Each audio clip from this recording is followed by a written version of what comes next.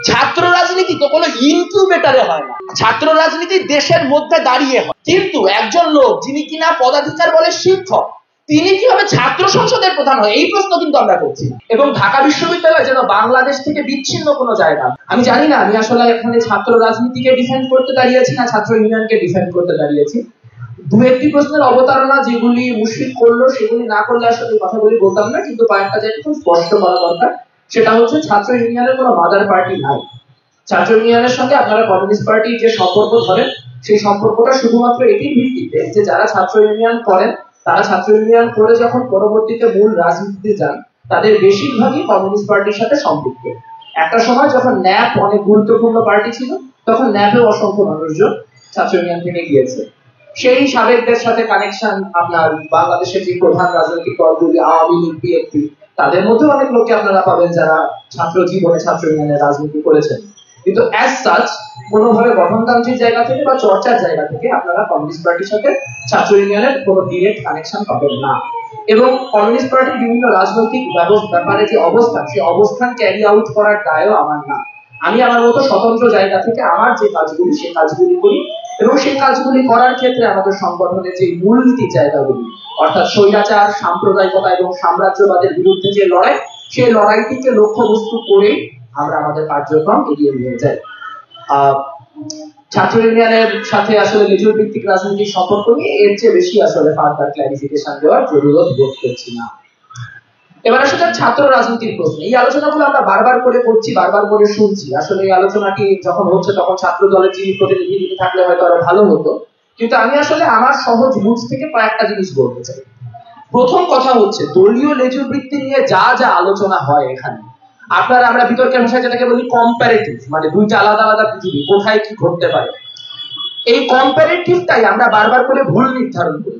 আমরা চিন্তা করি ছাত্র রাজনীতি নিষিদ্ধ করার অর্থ হলো এই যে সমাজে বিদ্যমান পোলারাইজেশন, সমাজে বিদ্যমান যে মেরুকরণগুলি, সেই মেরুকরণগুলি উধাও হয়ে যাবে। এবং ঢাকা বিশ্ববিদ্যালয় যেন বাংলাদেশ থেকে বিচ্ছিন্ন কোনো জায়গা, বাংলাদেশের রাজনীতিতে যে মেরুকরণ, সেই মেরুকরণের কোনো প্রভাব যেন ঢাকা বিশ্ববিদ্যালয়ে থাকবে না। এটি সম্পূর্ণ একটি মানে কি বলবো, একটা খুবই শিশুতোষ ধারণা। আপনার অ্যাকচুয়াল কম্পারেটিভ যেটা, যদি এটাকে একটি বিতর্ক ধরি, তাহলে এখানে অ্যাকচুয়াল তুলনামূলক যে দুটি জায়গা, সেটি হচ্ছে এক, আপনি কি রাজনীতিকে ওপেন রাখার পক্ষে, আপনি কি রাজনীতিকে মুক্ত রাখার পক্ষে, নাকি আপনি রাজনীতিকে মুক্ত রাখার পক্ষে। আমি মনে করি রাজনীতিকে মুক্ত রাখার পক্ষের যুক্তি অনেক বেশি, এবং সেই জন্য আমি রাজনীতিকে সকল ফর্মে মুক্ত রাখার পক্ষপাত। এখানে যে আলোচনাগুলি বারবার করে হচ্ছে, আমার পূর্ববর্তী বক্তার কথার একটা কন্ট্রাডিকশন ধরিয়ে দিতে চাই। তিনি একদিকে বলছেন যে ছাত্র রাজনীতি যারা করেন, ছাত্র রাজনীতি যেসব সংগঠন, সেই সংগঠনগুলির উচিত হবে ছাত্রদের সাথে আরো ঘনিষ্ঠতা নির্মাণ করা।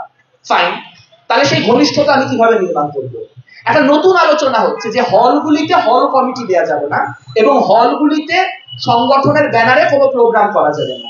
এবং একইভাবে বলা হচ্ছে ডিপার্টমেন্টগুলিতে বা কোট আনকোট একাডেমিক এরিয়ায় কোন রকম রাজনৈতিক কার্যকলাপ করা যাবে না। ধরুন আমি একটা ছাত্র সংগঠন, আমি ছাত্র ঘনিষ্ঠ কাজ করতে চাই। এবার আমি দেখলাম সোশ্যাল সায়েন্সের বাইরে ক্যান্টিন নাই। এখন সোশ্যাল সায়েন্সের বাইরে যে ক্যান্টিন নাই, এই দাবি আমি বাংলাদেশ ছাত্র ইউনিয়নের যে বলাও সামাজিক বিজ্ঞান অনুষদ, সেই অনুষদের জায়গা থেকে করবো। তাহলে ভাই এই প্রোগ্রামটা আমি কই করবো? টিএসসি তে, যেখানে সোশ্যাল সায়েন্সের কেউ নাই, নাকি শাহবাগে, যেখানে সোশ্যাল সায়েন্সের কেউ নাই?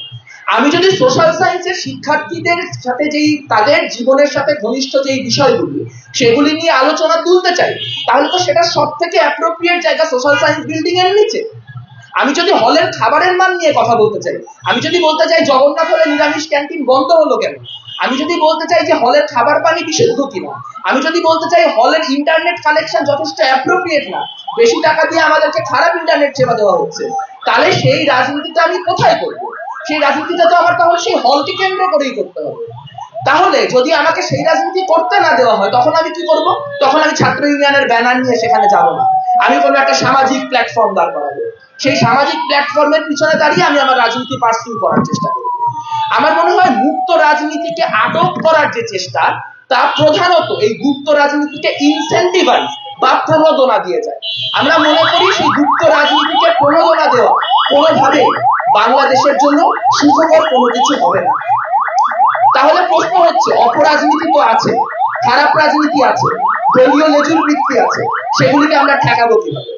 আমার মনে হয় এখানে তিনটা সাজেশন খুব কংক্রিট ভাবে আমার আছে। প্রথম সাজেশন, ঢাকা বিশ্ববিদ্যালয় কোথাও সিআর ইলেকশন হয় না। ঢাকা বিশ্ববিদ্যালয় যেটা হয় সেটা টিআর। ঢাকা বিশ্ববিদ্যালয়ে কোনো সিআর নাই, কোনো ক্লাস রিপ্রেজেন্টেটিভ নাই, যারা আছে তারা টিআর, টিচার্স রিপ্রেজেন্টেটিভ, আরো বাজে ভাষায় বললে টিচার্স পে। এদের কাজ হচ্ছে শিক্ষকদের প্রতিনিধিত্ব ছাত্রদের কাছে করা। এই জন্য দেখবেন আপনি ঢাকা বিশ্ববিদ্যালয়ের শিক্ষকরা আলাদা আলাদা করে নিজের কোর্সের সিআর নিজে নির্ধারণ করেন। ক্লাসের প্রতিনিধিকে এটা শিক্ষক কিভাবে নির্ধারণ করেন? তিনি তো শিক্ষকের প্রতিনিধি না, তিনি ক্লাসের প্রতিনিধি। তার কাজ ক্লাসের হয়ে শিক্ষকের সাথে, অথরিটির সাথে, সবার সাথে বার্গেইন করা। তাহলে সিআর এর যে নির্বাচন, এই নির্বাচন কোন রকম গঠনমূলক প্রক্রিয়ায় হয় না। তাহলে আজকে যদি সিআর এর ইলেকশনে গঠনমূলক প্রক্রিয়া না হয়, তাহলে আপনি যতই ডাকসুটো দেন, যাই করেন না কেন, আপনি 40,000 শিক্ষার্থীর প্রতিনিধিত্ব নিশ্চিত করতে পারবেন না। কাজেই প্রথম কাজ হচ্ছে সিআরদের যে নির্বাচন, সেই নির্বাচনটিকে একটি গঠনগত কাঠামোর অন্তর্ভুক্ত করা এবং সেটাকে বিশ্ববিদ্যালয়ের যে অফিসিয়াল কাঠামো, সেই অফিসিয়াল কাঠামোর মধ্যে অন্তর্ভুক্ত করা। এই যে সিআররা নির্বাচিত হবেন, এই সিআরদেরকে নিয়ে আমরা পরবর্তীতে একটি সিআরস কাউন্সিল গঠন করতে পারি। সেই সিআরস কাউন্সিলের কাজ হবে, যেই ডাকসু হবে বা যেই ছাত্র সংসদ হবে, সেই ছাত্র সংসদের সাথে কোলাবোরেশনে কাজ করা, যাতে করে ওই সিদ্ধান্তগুলি উপর মহল থেকে চাপিয়ে দেওয়া না সম্ভব হয়। প্রত্যেকটি ক্লাসে একজন প্রতিনিধি থাকেন, যিনি তার ক্লাসের প্রতিনিধিত্ব করতে সক্ষম হন। তাহলে একটা check and balance mechanism automatically তৈরি হলো, যেখানে কোনো একটি ছাত্র সংগঠন যদি উল্টোপাল্টা কিছু করে, তাহলে সেটি নজরে আনার জন্য আপনার একটা লেজিটিমেট প্রতিনিধি ক্লাসরুমগুলি থেকে থাকলো। তাহলে এক গেল সিআরস কাউন্সিল তৈরি করা। দ্বিতীয়ত আমি যেটি বলবো, যেটি অন্য কোথাও আলোচনা হচ্ছে না, সেটি হচ্ছে অনুষদ ভিত্তিক ডাকসুর প্রয়োজনীয়তা। আমরা হল সংসদের কথা জানি, আমরা কেন্দ্রীয় সংসদের কথা জানি, কিন্তু ডিপার্টমেন্টগুলি যেখানে শিক্ষার্থীরা তাদের একটা বড় সময় দিনের ব্যয় করে, যেখানে তাদের মূল পড়াশোনাগুলি হয়, সেই জায়গাগুলিতে তাদের প্রতিনিধিত্ব করার মতো কেউ আলাদা করে থাকছে না। কাজেই সেখানে অনুষদ ভিত্তিক ডাকসু একটা অত্যন্ত গুরুত্বপূর্ণ হাতিয়ার হিসেবে আমাদের কাজে লাগতে পারে, যা বিদ্যমান এক্সিস্টিং যেই শক্তি কাঠামো, সেই শক্তি কাঠামোকেই চ্যালেঞ্জ করতে পারবে। তৃতীয়ত যেটি বলবো অত্যন্ত গুরুত্বপূর্ণ, সেটি হচ্ছে ডাকসুর গঠনতন্ত্রে খুব সুনির্দিষ্ট পরিবর্তন আনতে হবে। আমি অন্যান্য বিশ্ববিদ্যালয়গুলির গঠনতন্ত্র আলাদা করে পড়িনি, দুঃখিত, সেই জন্য আমি আলাদা করে অন্যগুলি বিষয়ে কোনো মন্তব্য করবো না। কিন্তু আপনারা যারা আছেন তারা যদি একটু কষ্ট করে ডাকসুর গঠনতন্ত্রটি পড়েন, তাহলে আপনি দেখতে পাবেন এইরকম এক নায়কতান্ত্রিক কাঠামো, এবং যেই কাঠামোতে ন্যূনতম কোনো ডেমোক্রেটিক স্পেস নাই, সেরকম একটা কাঠামো হচ্ছে ঢাকা বিশ্ববিদ্যালয়ের যে ডাকসুর গঠনতন্ত্র, সেই ডাকসুর গঠনতন্ত্র। সেখানে কি কি আছে? প্রথমত, আমরা একদিকে শিক্ষার্থী যারা কোন ব্যাচ পর্যন্ত শিক্ষার্থী নির্বাচন করতে পারবে তাই নিয়ে আলাপ আলোচনা করছি, কিন্তু একজন লোক যিনি কিনা পদাধিকার বলে শিক্ষক, তিনি কিভাবে ছাত্র সংসদের প্রধান হয়, এই প্রশ্ন কিন্তু আমরা করছি না। ছাত্র সংসদের প্রধান কোনোভাবেই একজন অছাত্র একজন শিক্ষক হতে পারেন না। কাজেই প্রথম কথা হচ্ছে যে ডাকসুর গঠনতন্ত্র সংশোধন করে, যাতে করে ডাকসুর প্রধান একজন শিক্ষক না হয়ে একজন শিক্ষার্থী হন, তা নিশ্চিত করতে হবে। দ্বিতীয়ত, ডাকসুর গঠনতন্ত্রে সভাপতি যে একনায়কতান্ত্রিক ক্ষমতাগুলি, সেই একনায়কতান্ত্রিক ক্ষমতাগুলি লুপ্ত করতে হবে। আমরা এখন আমাদের সংবিধান পরিবর্তনের কাজ করছি, আমরা বলছি সংবিধানে পরিবর্তন আনতে হবে, প্রধানমন্ত্রীর একনায়কতান্ত্রিক ক্ষমতা কমাতে হবে। সেখানে ডাকসুর গঠনতন্ত্রে আমরা কি দেখতে পাই? ডাকসুর গঠনতন্ত্রে আমরা দেখতে পাই যে যিনি প্রেসিডেন্ট, তিনি চাইলে যে কোনো মুহূর্তে আরবিট্রারি ভাবে যে কোনো ডাকসু বিলুপ্ত করে দিতে পারেন এবং ডাকসুর যে কোনো সদস্যকে বরখাস্ত করতে পারেন। গঠনতন্ত্রের ব্যাখ্যা নিয়ে কোনো দ্বিমত তৈরি হলে সেই ব্যাখ্যা কি হবে তা দেওয়ার একমাত্র ক্ষমতা থাকে সেই সভাপতির হাতে। তাছাড়াও কোন এজেন্ডায় আলোচনা হবে তা 24 ঘন্টা পূর্বে সেই সভাপতিকে অবহিত করতে হয়, এবং তিনি যদি বলেন এই এজেন্ডায় আলোচনা করা যাবে না, তাহলে সেই আলোচনা হবে না। এই উছিলাকে কাজে লাগিয়ে আমি আপনাদের বলতে চাই, সামনের দিনে একটা ডাকসু হবে, তারপর দেখবেন যাদেরকে আপনারা নির্বাচিত করেছেন তারা ডাকসুর ভিতরে গিয়ে বলছে ভাই এগুলো আমার এখতিয়ারের মধ্যে না, এগুলো আমার আওতার মধ্যে না। কারণ ডাকসুর লক্ষ্য উদ্দেশ্যে স্পষ্ট কোথাও গণতন্ত্র, অধিকার এই শব্দগুলি নাই। এটির যে কাঠামো সেটি পুরোটাই একটি কালচারাল এক্সচেঞ্জ প্রোগ্রাম বা একটি ইন্টেলেকচুয়াল এক্সচেঞ্জ প্রোগ্রামের মতো।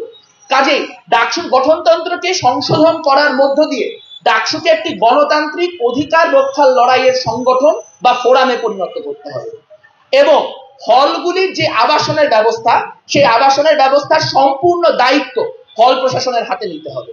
যেই চারটি কথা আমি বললাম, অর্থাৎ সিআরস কাউন্সিল, দ্বিতীয়ত হচ্ছে অনুষদ ভিত্তিক ডাকসু, তৃতীয়ত হচ্ছে ডাকসুর গঠনতন্ত্রের পুরোপুরি আমূল পরিবর্তন, এবং চতুর্থত হলগুলিতে যে সিট অ্যালোকেশন তা হলের প্রশাসনের হাতে চলে আসা। সেটি হলে আপনারা অপরাজনীতির যেই সংকটগুলি বা ভয়গুলির কথা বলছেন সেগুলি কিন্তু অনেকাংশে মেরামত করা সম্ভব।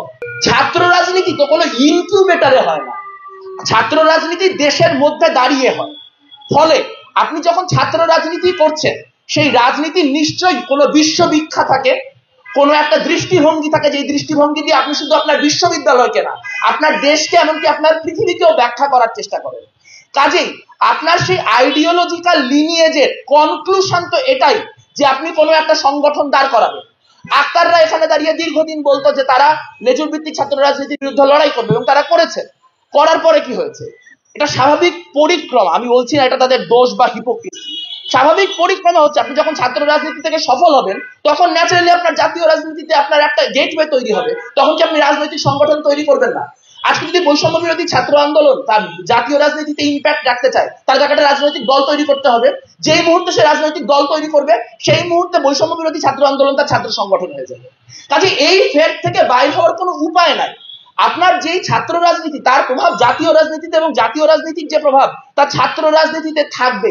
প্রশ্নটা সেটা নিষিদ্ধ করার না, প্রশ্নটা রেগুলেট করার, প্রশ্নটা নিয়ন্ত্রণ করার, প্রশ্নটা চেক অ্যান্ড ব্যালেন্স তৈরি করার।